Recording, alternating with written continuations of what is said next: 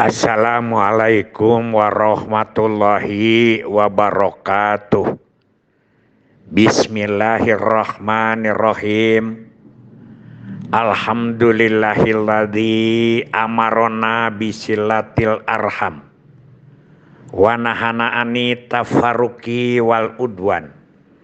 Segala puji bagi Allah yang telah memerintahkan kita untuk bersilaturahim atau menghubungkan persaudaraan dan melarang kita untuk terpecah belah dan permusuhan.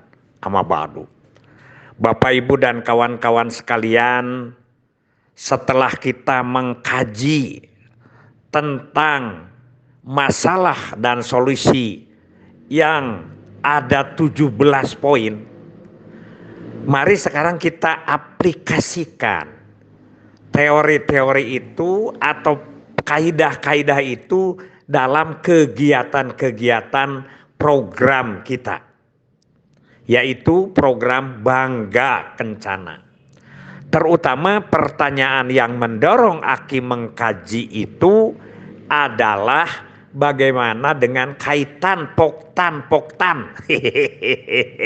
Sampai ada yang nyebut begini, Kak, tidak usah tapi disebut namanya. Poktan itu bagai kerakap tubuh di batu, Ki. Hidup segan, mati tak mau. Komentar juga ada yang nyebut tukcing dibentuk cicing. Ada yang bertanya langsung tentang bagaimana kaitannya poktan katanya yang tidak berdasarkan kepada penyelesaian masalah. Nah, mari kita sekarang lihat satu persatu. Yang pertama yang paling ditanyakan itu katanya adalah bina keluarga remaja. Bina keluarga remaja, bukan PIK-R-nya tapi bina keluarga remaja. Aki juga untuk menjawab ini melihat beberapa kelompok yang sedang berjalan sekarang. Walaupun Aki tidak mempelajari lagi kebijakannya dari pusat. Apakah perubahannya sudah sampai kemana? Tapi Aki pikir benang merahnya tetaplah masih ada dengan hal-hal yang dulu kita kerjakan. Yang pertama, pada saat pembentukan dan pendataan itu adalah tidak diketahui masalah dan potensi. Sehingga program kerja tidak berorientasi pada masalah.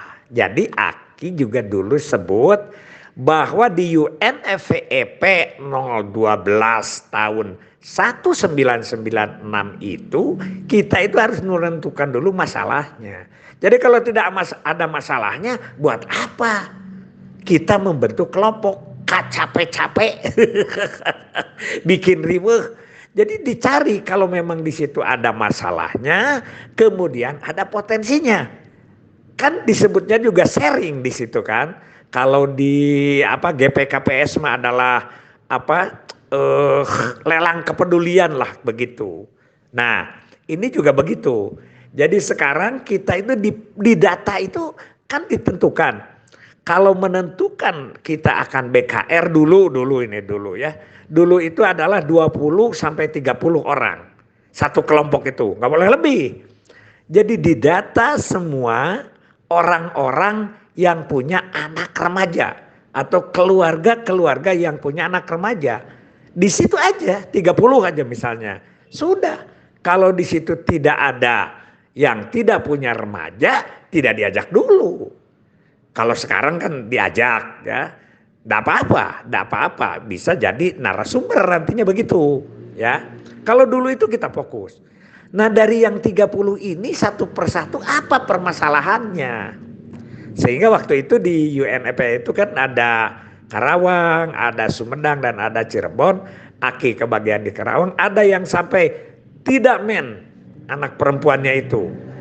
Ada yang pulangnya suka pagi saja. Ada yang tidak mau keluar rumah. Macam-macam lah. Jadi belum sampai ada yang kena narkoba dan lain sebagainya waktu saat itu enggak ya. Tapi permasalahan-permasalahan itulah yang akan kita jadikan dasar untuk pekerjaan BKR. Kalau sekarang kebanyakan BKR-nya dibentuk tapi masalah-masalah individunya belum disusun secara rapi. Ya, begitu. Sehingga kita tidak lebih daripada kampanye. Bukan bina keluarganya itu tidak lebih daripada KIE gitu. Naik aja ke atas sepertinya hura-hura. Itu satu. Dua, jumlah anggota kelompok ya. Ini belum ditentukan batasan yang tegas. Nah ini mah kepada Direktorat Remaja barangkali ya, berapa sebetulnya ukuran itu. Tapi kalau menurut kaidah-kaidah yang kita itu kan itu adalah masalah dan solusinya itu sesuai dengan kemampuan dulu, begitu. Kan di daerah bisa menentukan itu. Kemudian program kerja BKR susah konsisten dan berkembang. Kenapa? Malas untuk bertemu ini si orang tua itu. Orang tua dengan pembina, katakanlah dengan kader-kader BKR-nya itu, dan juga orang tua dengan anaknya itu tidak melakukan itu lagi. Hasil pembinaannya kadang-kadang yang biasa-biasa saja. Sehingga setiap bulan untuk bertemu juga susah. Karena ya dianggapnya tidak terlalu penting gitu. Nah ini yang bagaimana solusinya? Nah nanti solusinya adalah kita harus melakukan piece to piece communication baik oleh kadernya ataupun oleh narasumber yang berkompeten dari kelompok itu. Ya. Kemudian sistem silang narasumber ini yang dulu sering kita katakan atau konselor di antara anggota sesuai dengan kompetensinya kena ewuh pakewuh. Jadi kan biasa daninya kan begini nih ceritanya. Kalau anaknya Bu Siti itu adalah suka pulangnya pagi, sedangkan anaknya Pak Haji Adun ini adalah tidak mau keluar rumah, rajin belajar.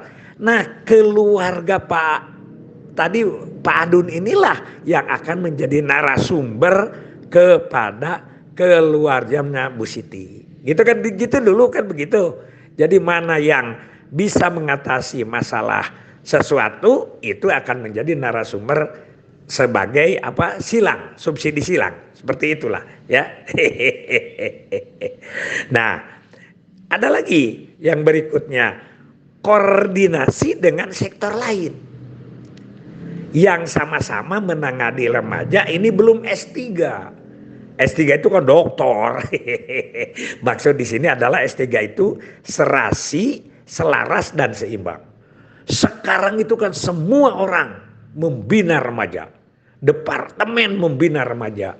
Bila kita sudah ada PIKR, sekarang kesehatan membuat posyandu remaja, karang taruna, remaja masjid, itu dari tiap-tiap departemen. Ya, nah ini sinkronisasi ini yang kelihatannya belum jalan. Nah, dari kajian-kajian itu kita kaitkan dengan kaidah masalah dan solusi.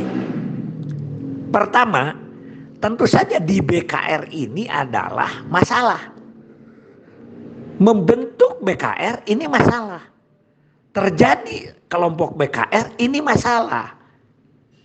Buat apa? Ya, ini masalah. Nah, kemudian tadi dikatakan tidak tahu data, tidak tahu masalahnya. Berarti di kaidahnya kan ada disebut kalau kita tidak tahu masalah itu kita tidak akan tahu solusi. Di kaidah berapa tuh? Kalau tidak salah di kaidah yang ketiga atau keempat ya begitu. Berikutnya ada lagi, kalau kita sekarang tidak punya 2-3 ide untuk menyelesaikan masalah, maka masalah itu akan terbengkalai. Ya, jadi banyak ini kalau dikaitkan menurut Aki ini hampir semuanya berkaitan dengan 17 kaidah dan solusi. Ya, misalnya ini kita koordinasi dengan orang lain yang terakhir ini disebut di masalah itu, kita itu tidak akan tahu ya, karena kita itu belum tentu fokus dengan itu. Misalnya kita masalahnya di PUP, nah, belum tentu di kita akan berhasil kalau tidak melihat rata-rata di Karang Taruna kawinnya tinggi, rata-rata di remaja masjid kawinnya tinggi. Berarti itu adalah solusi-solusi yang bersifat ekstern yang akan dilakukan oleh bersama. Saya kira masih banyak bahasan yang perlu ditanyakan, yang perlu didiskusikan. Kita sedikit-sedikit aja. Sekarang kita korelasikan, mohon masukan Aki juga. Bagaimana dari 17 kaidah masalah dan solusi diaplikasikan dalam poktan-poktan di kita. Baik BKB, BKR, BKL, UPPKS, dan juga program-program lain yang berkaitan stunting, kampung KB, nanti kita lihat bersama-sama ya. Billahi fisabilil haq. Wassalamualaikum warahmatullahi wabarakatuh.